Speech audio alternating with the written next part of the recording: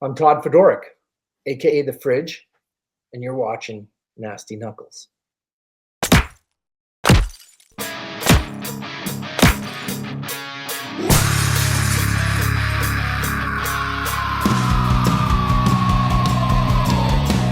You're listening to Nasty Knuckles, the Hockey Outlaws podcast, with your hosts, Derek Nasty Settlemyre and former Philadelphia Flyer enforcer Riley Tocchet, as they go behind the scenes with your favorite NHL players.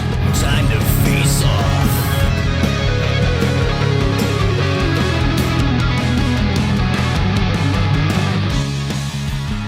Welcome back. I'm Riley Tocchet. And I'm Derek Settlemyre. And this week we're fortunate to have our good friend who has joined us on the show. Part of Nasty Knuckles now, which might as well just say it. Former 7th round draft pick in 1997 NHL entry draft, 545 NHL games, one of the toughest dudes around, and now a colorful color analyst for the Philadelphia Flyers radio team alongside Tim Saunders. Please welcome to the show, The Fridge. What's up, guys? What's up? I was going to say your name, Todd. It's The Fridge, Todd Fedoruk. Extra space there. Oh, I know. I was late. I saw him smiling. I thought he was going to say something. Anyway, Fridge, thanks for joining us, man. It's been building up the anticipation of talk and training camp and everything like that. And just want to get your thoughts on the first week of camp, I guess, starting off and talk being there, kind of a new era. They have the new saying brick by brick, which I think is real fitting for the team and the way they're trying to build here. But what have you seen the most and what have you noticed so far in the first week? Anytime there's a new coach or there's that change, you have that clean slate as a player. So competitiveness goes up, right? The need to prove that coach or show that new coaching staff is up, and that's all there here. You get a breath of fresh air too, because everything's changing. But that's just all kind of common. I think the things that I'm noticing is actually the approach, the play, the things that they're implementing, the things they're watching. I was there today watching the practice after the games. And you're seeing more penetration through the interior of the ice, right, to the middle of the ice. No perimeter plays. They're really making an emphasis on generating offense by attacking, and it's coming across in the way that they're playing. And I can just imagine, and also hearing some of the players talk about it, they're excited about it. So that's there. But I'll tell you, the people that have the hardest jobs right now are the coaches. They have, and it's a good thing, I think, because there's multiple players, right, for multiple positions that they can select from. So, and they got a lot of good young talent. Jetlachenko is one of those guys. He's going to start getting more reps and getting a bigger, stronger look as preseason goes on. But other guys, Denver Barkey, they had strong camps. So the guys that were being developed, growing, and had that first year, the progression is still there. And with a new coach, it's all a clean slate. So everybody's kind of earning their place right now, and it's seems like there's good energy around the rink. The guys that are interviewing and getting talked to, and there's that good energy that you need right now. Yeah, that was what I was gonna ask you about, that good energy. Just, it seems naturally, as you alluded to, with Talk coming in and that fresh voice, new beginnings for some of these guys. How long can you sustain that good energy that is kind of like whatever you want to call it, honeymoon phase, and then eventually it gets into the realism of the season. So obviously Talk's a great coach, a player coach. The door is open. Eventually the games are going to come, and they're going to go through the ups and downs of the season. Can you just speak to being able to sustain that? Maybe some younger energy in the lineup, some veteran guys stepping up and be able to sustain some of this? Well, yeah, that's the thing. It's the adoption from the younger crew, or the sophomore crew. right? The second-year guys, third-year, fourth-year guys, Tyson Foersters, Michkov, Zegras, these guys are going to should be pushing that older group of the Travai, the Konechny, and Sanheim, and I think that dynamic is there.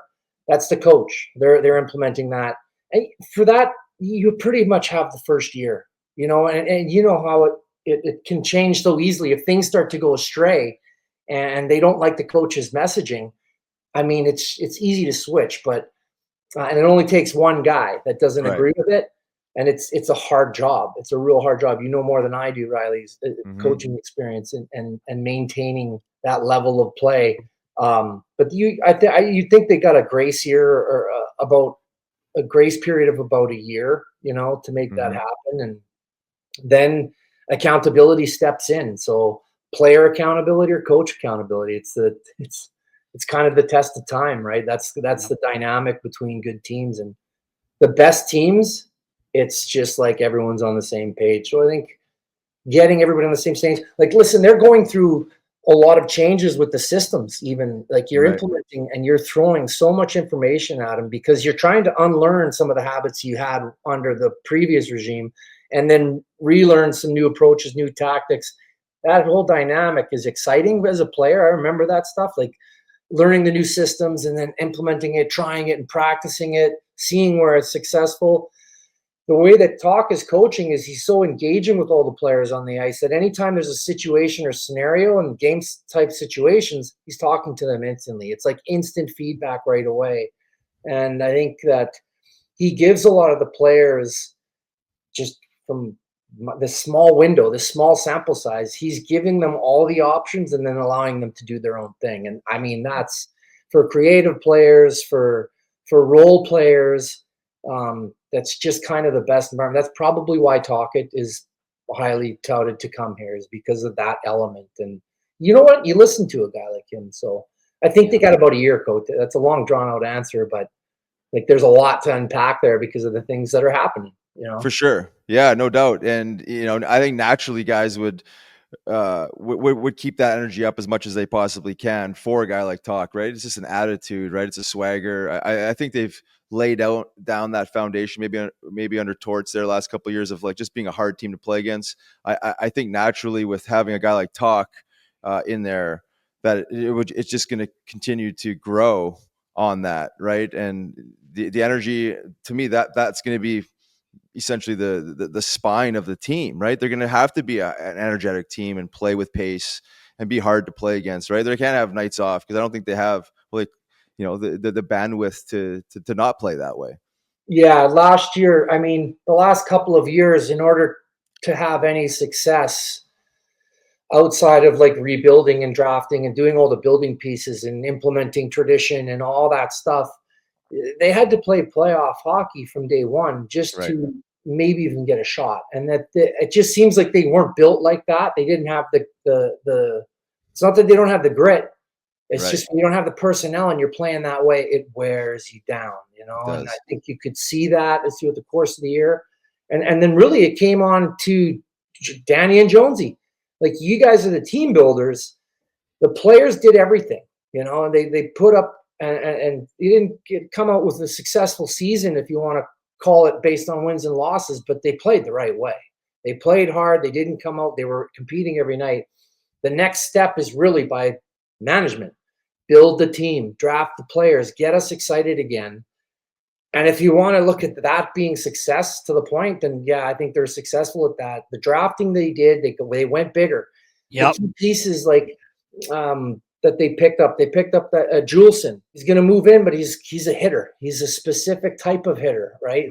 He's there for a reason. Talk has history with him.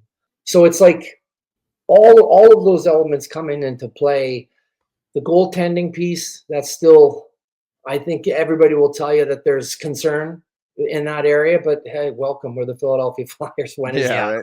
Yeah, exactly. But on the whole, that the building and the things that the management did over the summer, I think is adding to, like, holy smokes, these guys are getting it. They brought in Zegras. He's working out well, like he's engaging, he's on the ice, he's working with Talk, and that's the thing with Talk. He's approachable as a coach. So those are all good fits. And then Michkov and putting those two together, they're working on the power play every day. So all the things you need to be doing, they're doing, and management, stepped up and got the players, got everyone excited about the things they did over the summer.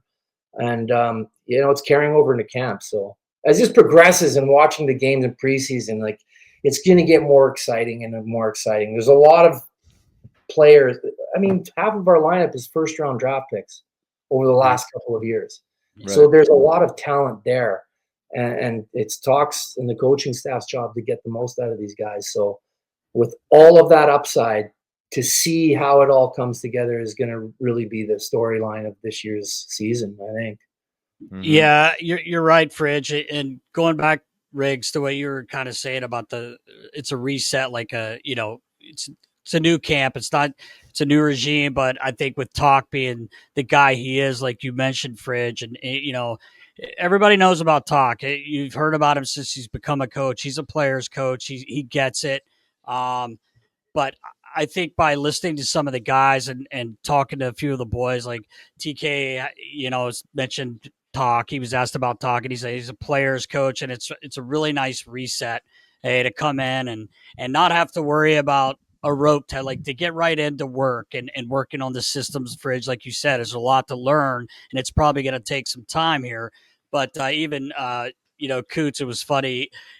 He was, he made everyone laugh, but he said, he's talked more to Talk in 3 months than he did to the former coach in 2 years. And, he's had nothing but a smile on his face, and he seems super pumped. So I think all of that, with what you said, Fridge, on top of it, Talk's a huge piece too, right? Like as well as, management brought him in, obviously, and I think it's going to work out well. And it seems to really be like snowballing in a positive manner is what I mean at camp. I've been there almost every day, so I'm sure you're seeing it.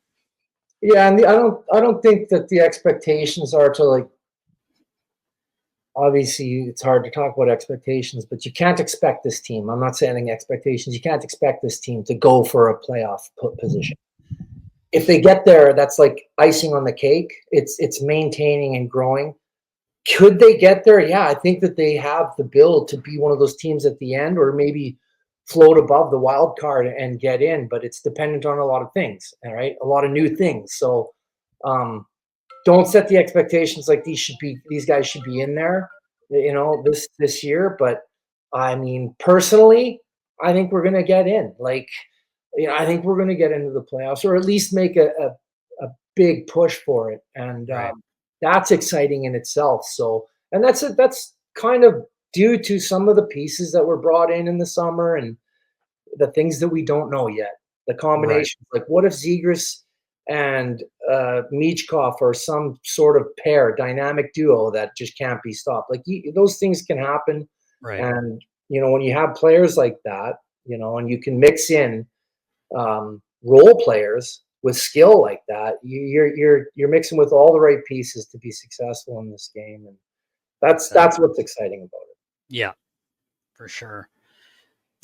I was gonna ask you who. It's tough to really say. I mean, it's been a week, and you've played 2 preseason games. I think we'll have one by the time this comes out tomorrow, which should be Thursday. But is there anyone that's really made you go, whoa, like this guy's standing out to me? Like I'm really noticing this player. I'm sure there's more than one, but is there any one that really stood out to you? Well, lately in camp and in the skates and stuff, Lachenko's got a step ahead of everybody. Okay. He's got that speed that draws your eyes to him, and then you have to look twice. Yeah. And you need more reps from some of the guys. Abels. Rodrigo Abels, he's I like this story, man. He's a little bit older guy. Nice story. Been around a long time, and honestly, he's probably been one of the better players the last 2 games. And Tocchet kind of gave him some kudos and said, I'm going to take another look at this guy. And I think he might even be going in again. He had a strong game in Montreal too. And right. When you got a big guy like that with the experience that he has, and they're coming to the end of their career, maybe at 29, 28 years old. There's something else there that you need in that locker room. I think Abels is carrying himself that way. He wants this, and it's showing on the ice. He's getting opportunity, and that's an older guy. That's not even one of the young guys. So Yeah, right. You got Porter Martone. We haven't even really got to look at. Like, there's a lot of upside. A lot of guys that can come in, make a difference. So again, like I talked about it earlier, the coaches have tough decisions to make. Yeah, they really do. What's your overall thoughts on what you've seen in goaltending so far? I know you mentioned it earlier, just around like the question marks there. But I mean, are you happy with what you're seeing? Where's everything at with your perspective? Well, right now it looks like if there was 4 goalies, right, 2 in the minors, 2 in the show, it's Arison, Vladar, and then Bjarnason and Kolosov. I think like removing Fedotov from the equation is going to benefit all 4 of them. Right. You know, and that was a pretty good deal that the Flyers got. You know, we gave up some cap space, or we got some cap space back and unloaded that contract for a late pick. So, and Fedotov, he might do good out there, man. He's a big goaltender, but I think Kolosov is going to push. He's got an aggressive. He wants it, you know, and he's going to push Arison and Vladar if those are the guys, you know. And then Bjarnason, like. His first game in the Islanders, he dressed against probably 80% of their lineup, some marquee bona fide NHL guys. And the guy's composure and poise was like next level. And, you know, he's a young goaltender. I think from the goaltending perspective, he's actually been the guy that's impressed me the most, you know, just positionally. You know, and I'm not going to be able to break down a goaltender, but I'm repeating some of the things that Pooch told me this morning. Like, he's positionally sound and, you know, knows his angles and all that stuff. But the composure that he had in that first game, it kind of shone through. And that's exciting for anybody watching, because goaltenders, man, that's the thing. It's like less is more, and they depend on their bodies. So when they're just smooth and they know everything, it's something else. And he's got some tinges of that. Nice. Yeah. Definitely been paying attention to the goalies. I yesterday Talk said Sam was going to play the entire game, and then he only played the first. I don't expect you to say if you knew, but there wasn't any sort of injury reported, right? He just we found out about that. We found out about that actually. It was just misquoted that he was going to play the whole night. He was actually sick. Oh, okay. Found out the call actually last night that they were going to just pull him after the first, no matter what. So, okay. Yeah, but I mean, because in my head I'm like, oh, this guy's going. I'll say this: it was an uncharacteristic game by Sam Harrison, right? Your first period. I'm not saying he just was terrible. Like, that's not what I'm saying. It's just like he just needed a touch. He got his touch, and then Kolosov came in. Yeah, you know. Yeah. Okay, good. Yeah, because I was thinking people like, were worried if he got injured. That's I was getting text message during the call last night. And he's like, "Is he hurt?" And we misunderstood it too. We thought he was going in for the entire game, and it was always planned to pull him out after the first. So, yeah. One of the guys, Friggy, a lot of people talk about it, is Nikita Grebenkin, and it's funny because I heard Talk say this the other day too. I've heard people say, "Well, his skating could be questionable," but like I've been there watching him.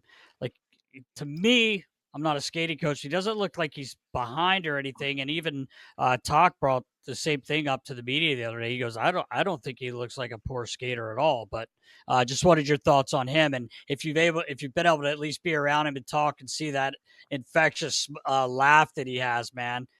My friend Bolton, speak, please. I speak for you guys. Hello, good luck, enjoy every day. Thank you. It's unbelievable. He's got all those things, man. I can't wait to spend more time with him. Right.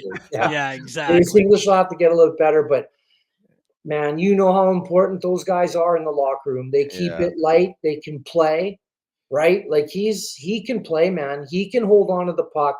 He's got some size. He doesn't mind mucking it up. He likes getting in guys' faces, but he's got some skill, man. And sometimes when you take on these roles something can be overlooked.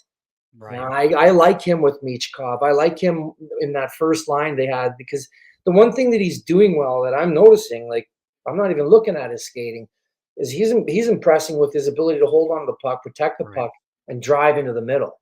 Like that's perfect for Coach Tocchet, because that's what they're looking for. He's doing all those things. The other thing I like about him, he ain't afraid to stand in front of that net, take a punch in the face. That's true. He don't care. He'll smile at you. Yeah. You need those guys that just get under guys' skin, and I think he can back it up too. Like he's put the mitts down on the ice and stood up for his mates and stuff. So I think he'll fit well. But again, that's another one of those decisions. The coaches, that's all you want as a player. You want to make it hard for that coach. And I think Grebenkin is probably making a good case for a roster spot this year. Yeah, it's right there. A lot of laughs too, man. Like this guy is like he is an interview. All the reporters, because I get to spend some time with the beat writers and whatnot, and they're just looking for the next storyline or quote from this cat. So yeah, I love that stuff, and he owns it too, man. He has fun with it. Yeah, no doubt.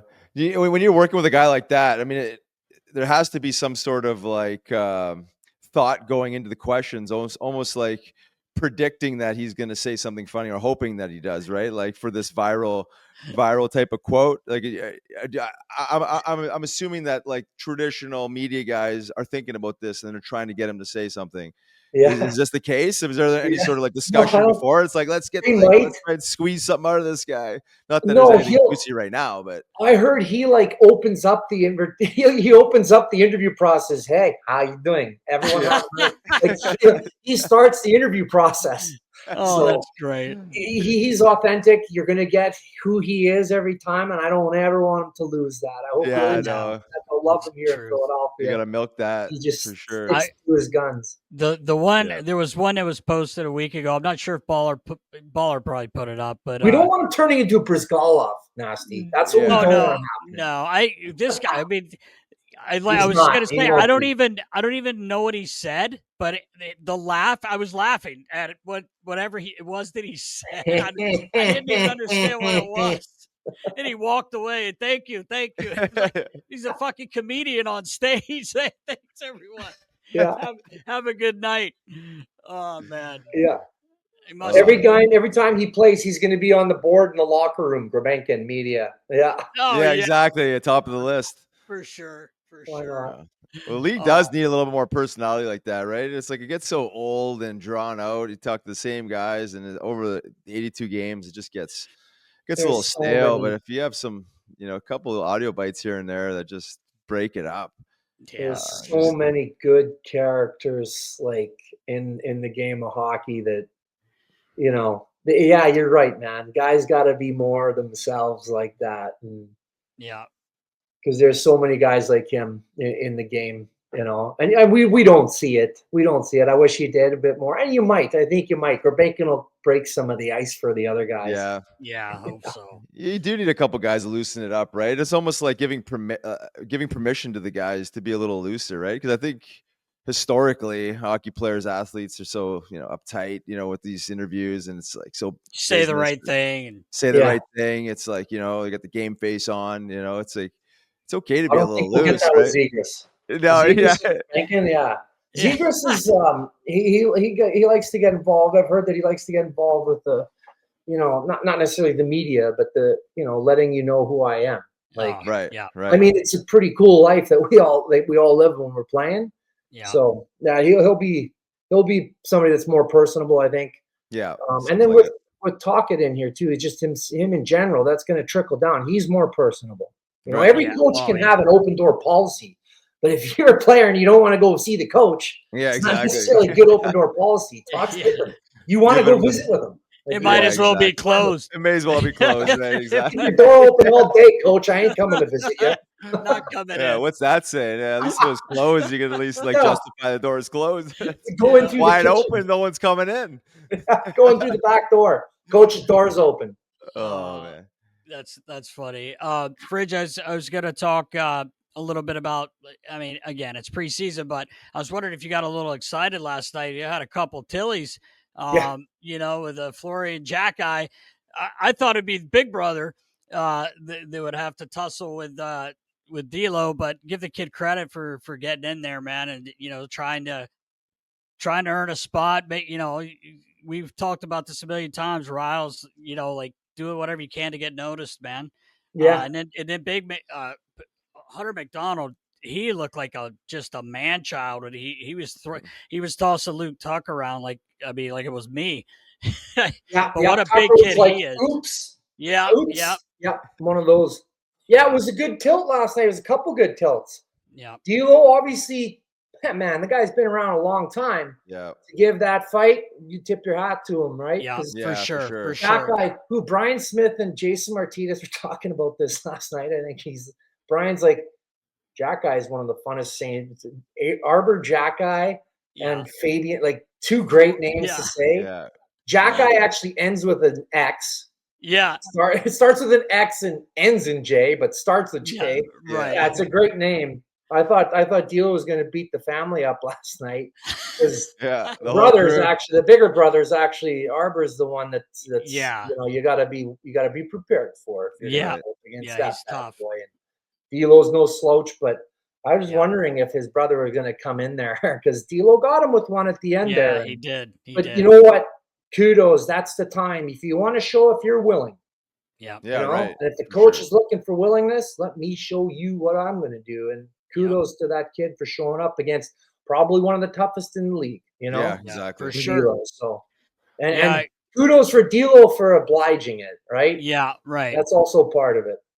Yeah, you're right. You're right about that. And and so far there's been 23 preseason games, 17 fights in 23 games. That's too much. Just frigid. That's too much. No, that's too much. It's whatever. Well, you get some people to say that, but I'll guarantee you no one was sitting in their seats when they happened. Yeah. I can guarantee you that. But I've been just trying to keep track of the numbers just to see. But, it's a lot of you look at some of the names, it's a lot of kids trying to get noticed, man. Yeah. What was it last year? You know what it was? I just looked for the first 4 since preseason started. There's been 17 fights. I don't know how many over the course of last season. Baller may know that, but that is when we make our for sure our stake. Yeah. You're going to be that guy. And the difference, I think, now is that guy has to play first, right? Yeah. Not that we weren't hockey players, but there's a lot more onus on that guy's. Like that guy's the ideal role player is now Tom Wilson, Olivier, 10, 15, 20 minutes a night.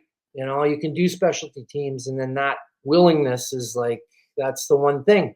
If you're measuring up with a guy and you can do all the same things, but this guy's willing, Yeah.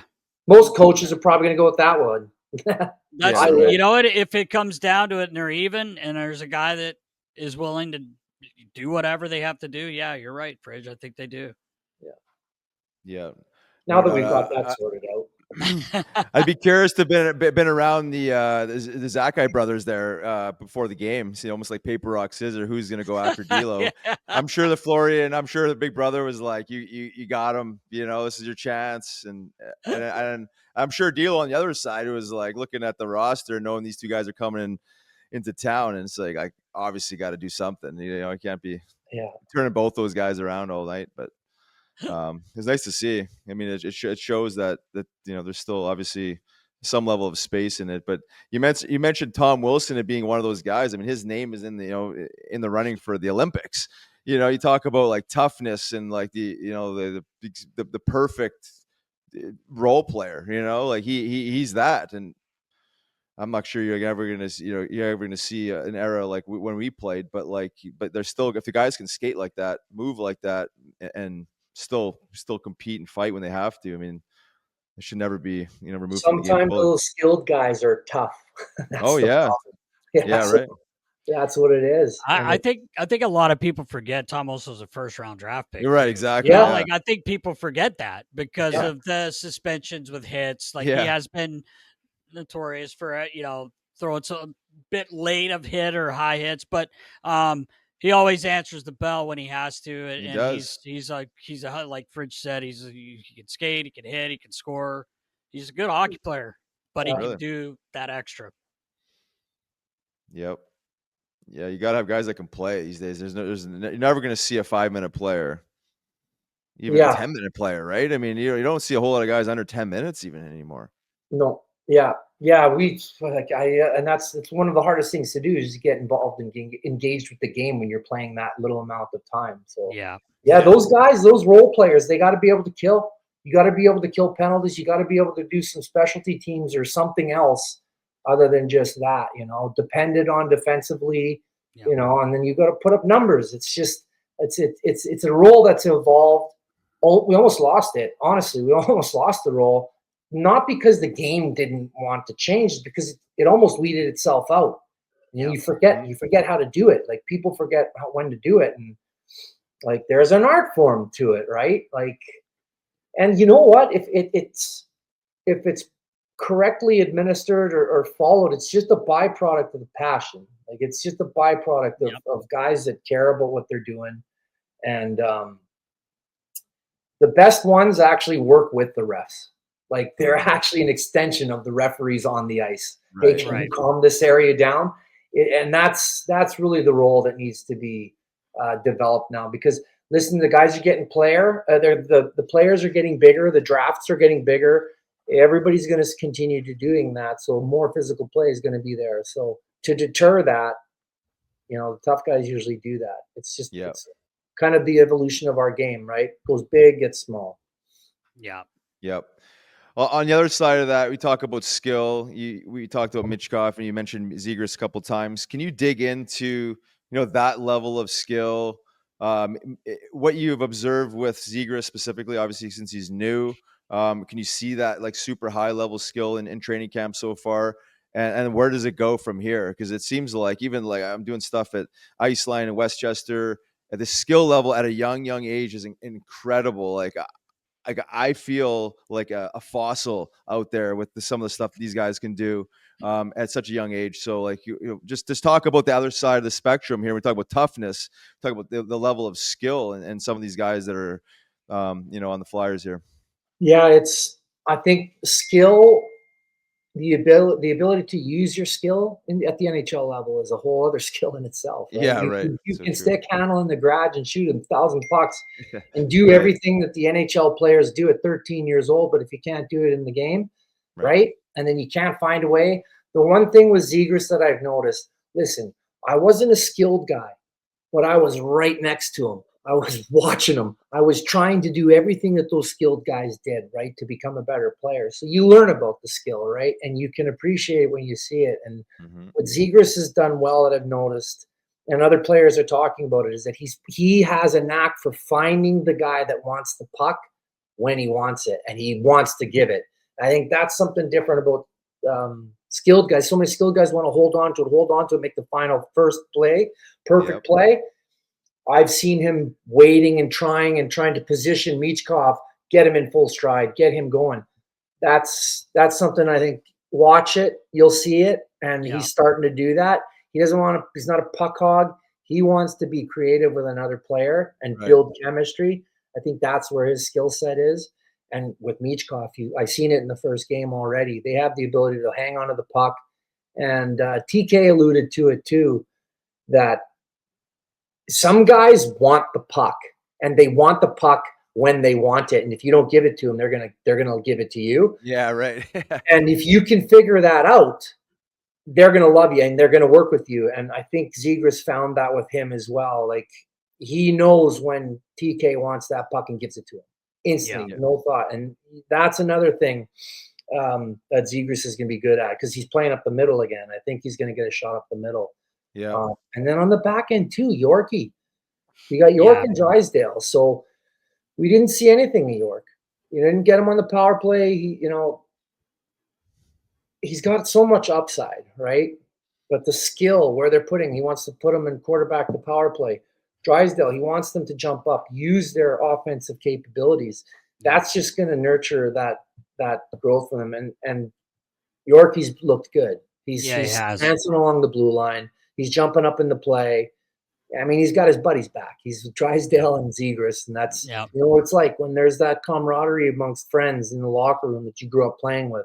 that's contagious amongst the rest of the group. So a lot of good situations, but there is a high level of skilled players. And Zegras is kind of one of those guys. And that's what I've noticed the most in Zegras, is that application of skill, at the NHL level. I know exactly what you're talking about. It's like that next layer of patience away. I don't want to say away from the puck, but you're setting up the next player with the puck, but you're able to hold on to it and see it and give it to him at the right time, and that is a whole other skill in itself. Patience is one thing, but then being able to find guy, like you said, with speed, find the hole. That's a whole other thing in itself. Have you been able to observe how Talk's been able to coach this level of skill? We had him on the pod, I guess 3-4 episodes ago, and we asked him about this. We kind of joked around like the Michigan play and this and that, and like, and he's 100% honest. Like, if it's there and that's the only play you got, and it could work, well, why the hell not? Go for it. But if there's two other options, I think that. He alluded to that exact today. What you're talking about. He wants them to take the open ice, attack the interior, they're calling it, right? The middle of the ice in the offensive zone. And then if you have the situation and the timing is right and the situation is right, you're not at the end of a shift and you run through your set of options, I want you taking it. That's how he's coaching them. He wants them to go through all the options. If they don't have all the options on a certain area of the ice, I think he's taking them aside and say, try this. And he's going back and forth with them, right? And then if they challenge back and forth, he might learn something too. See, that's the difference. Talk is not closed-minded. He's going to see that he has the view of the game through his eyes, but skilled players, they might see something else. So he's not closed-minded in the fact that he can't learn anything from these young guys. And I think that's what gets young players, any player that's coaching under him, excited, is that like, totally. Oh, I can tell them what I'm thinking, and he's not going to think I'm nuts. Right? Exactly. Yeah. He's actually working with me. And I think that's what's really attractive to the players right now. TK had a great interview today about it. He kind of touched on all this stuff, and it completely made sense to me. It made me excited that a guy like that is saying the things about the coach, because they're having back and forth, they're having dialogues, and they're looking at options, and that's all you want. You want to look at.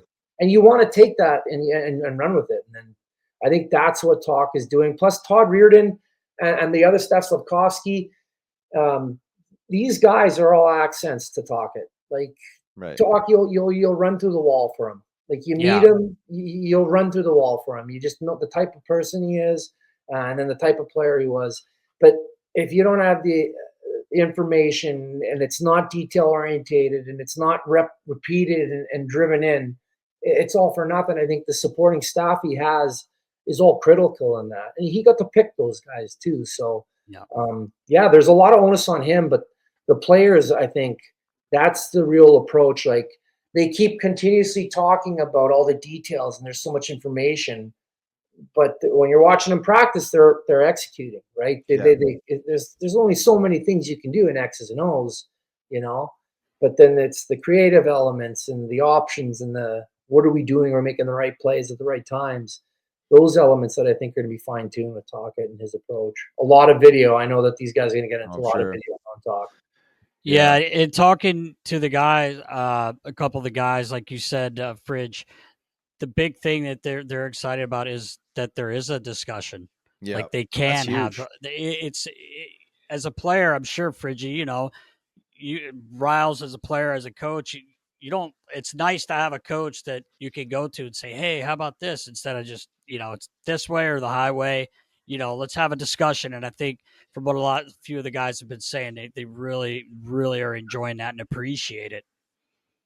Yeah. It just seems that management is doing everything with a plan, a design, and it's just coming together. And I think Talk was a big piece of that. I think it 100%. Was. Yeah. For sure. When you talk about like next level coaching, that is it, right? Think about it to what Nasty just said there. Like, old school coaching was like, it was almost like dictatorship. And then, slowly but surely, like, I think of like John Stevens is probably like my first like coach where it was like, wow, this is like really, he's like a teacher. I feel like a teacher coming through him versus like this hardcore coach.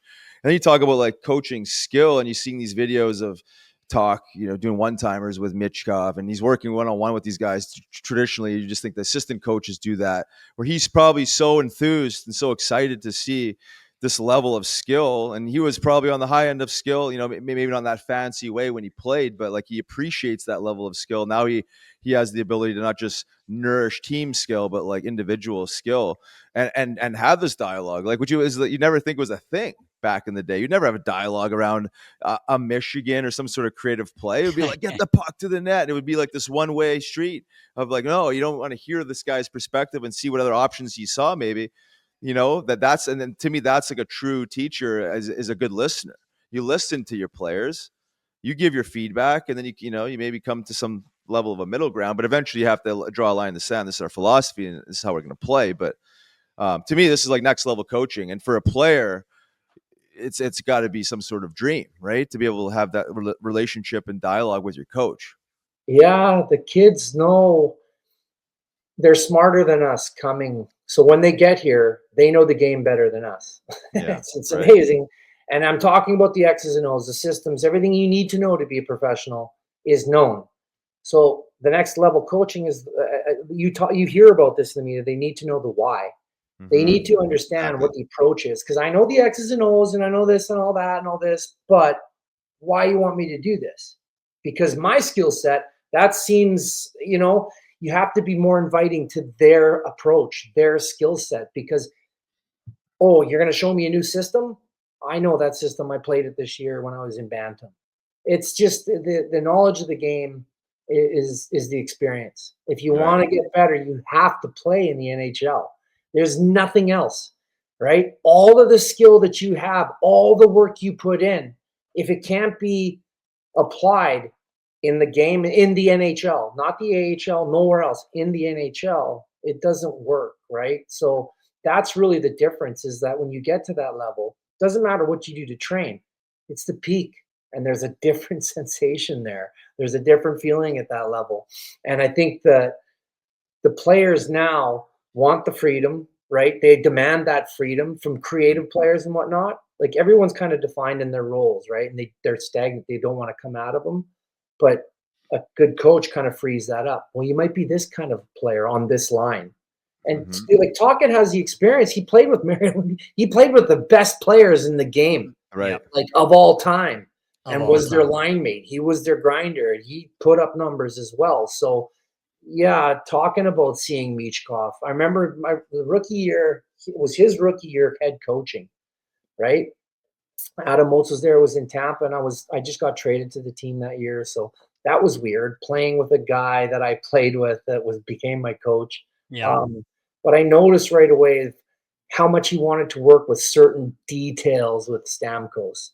Like he wanted Stamkos to do a 1T. He wanted him to be able to hit that shot in the far point, kind of like the Ovi. So they worked on it every day, the type of pass, how it is, the flat pass, things that you need to do, the scenarios and the reps. So he's like that. He's engaging with them. And then when you see it work in a game, he just kind of reiterates it. Like he's kind of as involved as he can be, not playing, right? And that's exactly. As a player, like to have the head coach out there passing 1Ts to you, it's a big confidence thing, man. He's spending time with you, and it's not just the skilled guys. I'm watching, man. 'Cause listen, I want to see Talk do good here in Philly. I do. Exactly. My bias. I looked up to him as a player. He's a really good guy, and I want to see him be successful here. I don't want to see the Flyers win. For sure. Yeah. So, yeah, man, he's got all the parts, and it might not come across like you're not going to get as deep with in the media with like me and Riley know him. You do too. So it's all working out well because the players are excited. And you can feel that. And that's to super see where it goes. Yeah, is why it's. I'm just waiting to get started for these guys. Yeah, no doubt. Transition this conversation over to the power play. How does this skill translate to the power play? Obviously, it's been a sore spot for the Flyers the last few years. A new coaching staff. Talk brings in his guy Yogi. He sounds like a pretty smart hockey guy. I mean, how do you bring this skill together and increase your power play numbers? Yeah. Well, they're working on it every day. I know that. Yeah, They're for working sure. on it every day. I hope so. They're working on it every day. They're taking a different approach to it. They're like the entry, then perimeter setup. Okay. That's gone. It's like if we have entry, we don't want to stay perimeter. We want to go after it. Lots of pucks to the net. Converge at the net, but do it with a purpose. Don't just crash the net. Right? If you got two guys going, keep a high guy, make sure he's whatever. I don't know how they do it, but they're coaching that mentality. They're practicing that mentality. Not too many passes before the shot comes off, switching sides, getting the shot off. So like simple things that they're doing, but they're practicing it. And then the players that are creative, once they get into those areas, they're starting to see more offensive opportunities because they were always on the perimeter last year. Yep. You know, and I'm not saying you just got to go in, but if you're going into the interior of the ice and you got a guy like Michkov who's dangerous in there, he's going to draw attention. Things will open up. Like that's the whole premise. And they're starting to do that, taking the risks on the power play. They're not worried about turning it over. They're worried if they don't try to take a risk and get a shot off net. So I'm seeing that. I'm seeing it in the practices. You can hear him kind of yelling at him on the ice. Go there. Have the confidence. Get into the middle of the ice. Take that shot. You can hit that shot. That's all exciting stuff to hear up in the stands when you're watching them practice that power play. And then you're seeing guys have fun with it. Yeah. You know, Yorkie, Drysdale doing some fun things up at the top, getting creative. So that's all going to add to success on the ice. So hopefully in their first game, they get like 3 power play goals. Yeah, I know, right? That's the rest. Yeah, but no, it'll be different. It'll be different this year. The looks will be different. You got Zegras in there now. Yeah. Some of the young kids, Lachenko, he can jump in there if he stays. So there's going to be options. Yeah, for sure. And building off that, like I landed up watching actually quite a bit of power play stuff this summer for this hockey academy I'm teaching at, but mainly the Oilers and Panthers. And I know it's McDavid, so it's probably not the greatest example, but like you see more and more on power play setups, high skill guys penetrating, like you call it the interior, the middle of the ice, using some level of their own individual skill, where it's not just the classic traditional setup. I'm not going to put words into your mouth, but is that something similar to what you're talking about when you talk about using your skill inside and getting inside and stuff like that? Take the risk. The risk to go after the opportunity. Right? Don't play safe that's what I'm seeing. So I'm seeing guys like, why wouldn't he just stay the wall there? Why is he taking ice? Well, the ice is there. So he's like, take the ice, find out what happens when you get there. Yeah. And then when you have a guy like McDavid penetrating, guess what? 3 guys have their eyes on him. Yeah, exactly. 4 guys open up. Yeah. So it makes sense. You're trying to create the element of chaos through penetration, through attacking. Yeah. Draw the bodies and move the puck and then get them out of their space. That. Yeah, exactly. As a player, you're like, wait, man, this is kind of going against the safe play. This is going against, I'm going into something where I need to stay away from. But then once you go in, then it's like, wait a second, more opens up. And I think, that's what I'm noticing. Like, because I didn't come up with that on my own. It's just what I'm seeing. And that's another dynamic. That's coaching. That's like trying to generate offense in new creative ways. That's coaching, man. Yeah. So you're going against the grain by attacking when you shouldn't attack. And it makes sense. It's starting to work. So you're alluding to the same point. Yeah, you got a guy McDavid. That's what's going to happen. Yeah, and it takes balls to coach like that too, right? Because the level of courage. Because traditionally, again, perimeter generally, right? Yeah, so you go through the middle guy and pop it out and find a shooter and all that stuff. But it was generally more perimeter, moving the puck around. It was safer, from a coaching perspective. Like to ask your guys or give them the confidence to the green light. Obviously with discretion. It's not just saying like go free for all, but like if it's there, you say take the ice. To me, that's next level too, right? I mean, it's like you're just giving more power to your players. Then this is where you're just allowing them to make the right decision. You're not saying do this 100% of the time, but if it's there, take it. That to me, if I was a skill guy, like I would love to have that permission slip. Yeah. Yeah. Gilo's going to be busting out there. Delorier's going to be ripping up and down the ice, driving the middle. I'll be rooting for him for sure. Yeah, right. Sure. Creating space. Yeah. No, talk is in in the driver's seat, and I think that's what's going to be happening. Like that approach, the freedom of the player. But if when it goes wrong, there's going to be a coaching that's happening. The timing, I think, is really what he's trying to impose on the guys. When do you do these things? Do you do it at the end of a shift? Do you do it in the last minute of the game or the last minute of the period? That's the element. When are these things supposed to be done? And that's next level coaching, man. It takes experience to know when you need to do those things. And I think talking the group of coaches that he has, they got that stuff. So, and the players are buying in. When they're excited too, and they're excited to come to the rink, they're staying on the ice. They're not staying on the ice because the coach wants to see them on the ice. They're staying on the ice because they're working on their craft. They're actually fine-tuning stuff. They want to get better because they're excited about the things that are coming down the pike. They're excited about the systems. They're excited about the new things that they're doing. I seen TK taking rims today, wide rims, right? Just little things like that you see because they're practicing things to get that out of the way so that they can play their game. It's fun to watch right now. Yeah. Exciting times for sure. I'm looking forward to the season. Honestly, it's been a lot of build up, and they're finally here, and super excited about that. Get through the rest of this preseason. Hopefully, knock on wood, injury free. Keep everybody healthy. Also, quick mention: Foerster has been back without a colored jersey on, just regular practice the last 2 days, which is a great sight to see. So I would imagine he'll probably sneak into a game or two here in the preseason, Friggy. Yeah, the kid's a stud. Yeah, I love his game. He's gotten better and better. His teammates, I think, are noticing it as well. And man, I'm telling you, they've got a good core of older guys, man. Like GK is a quiet guy, Travis is a quiet guy, but they know how to lead, man. They know how to lead the young guys and work with them. And you're not going to hear about that stuff. You're not going to hear about the things that go on and the conversations that happen between that veteran guy and the young guy. But I know they're happening, and that's what you need, man. If you're going to be successful, the old guys rely on the youth that's coming in. And they're the ones that bring them to the promised land, and I think that element's there within that locker room. So it's all exciting leading up. I hope they do good. Me too, buddy. How's Timmy doing? Is he wound up is he wound tight during training camp this year? Is he all right? Hey, listen, that guy is a consummate professional. He has actually, we've upgraded this year. So, and this isn't making fun of him. Timmy Saunders, he's been doing it for over 30 years. Yeah. He's well known around the league. He does a play-by-play with me, by the way, Timmy Saunders.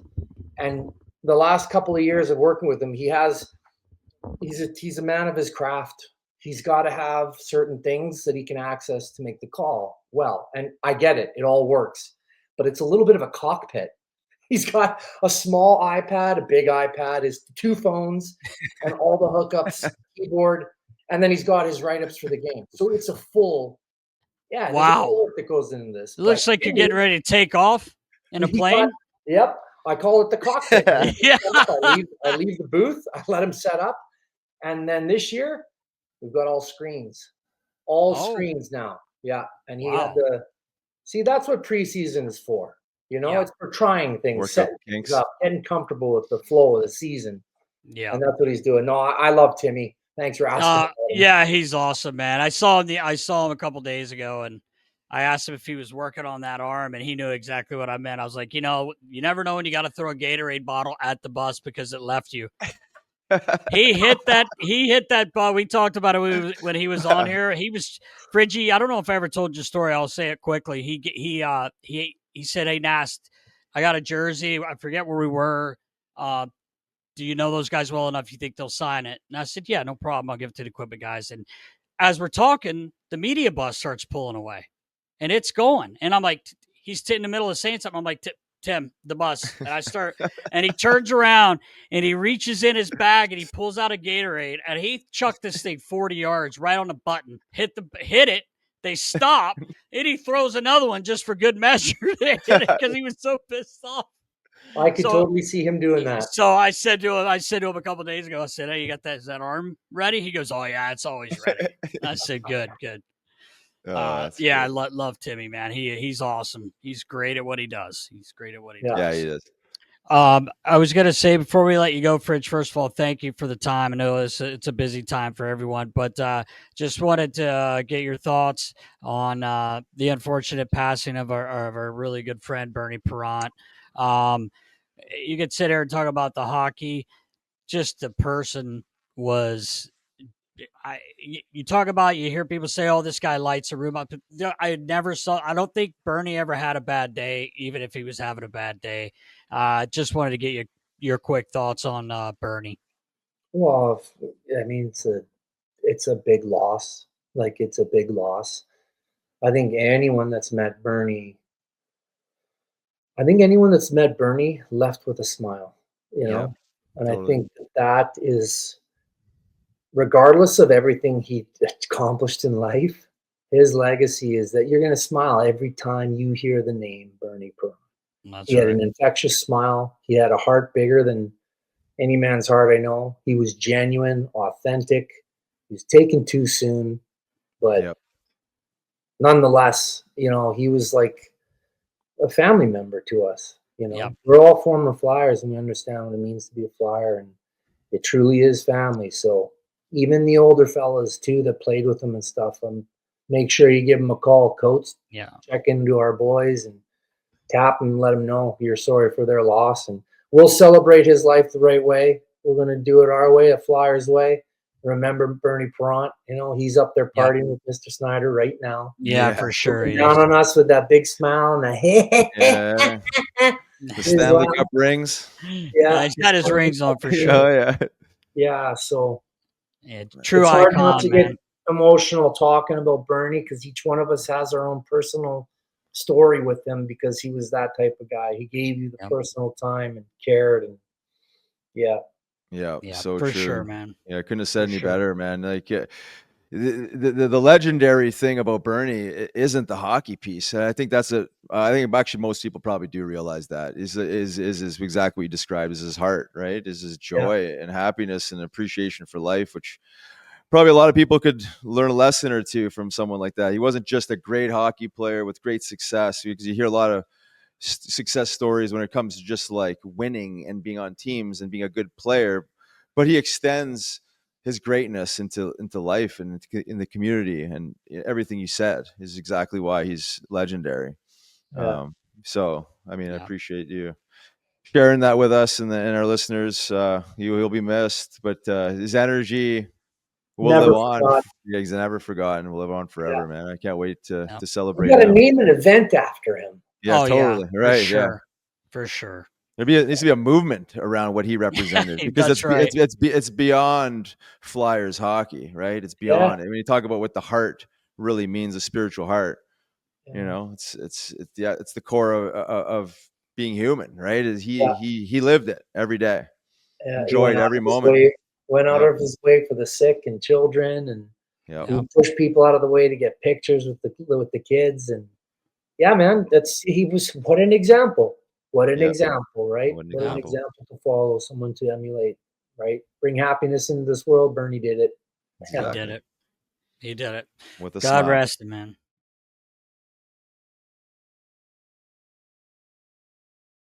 Fridgie, thank you, brother. We appreciate you, man. Get through this preseason, and let's get going, man. I'm in. I'm excited to get these guys going. No doubt. All right, brother. Love you, brother. All right, boys. Love you, buddy. See you, man. Thanks for hopping on.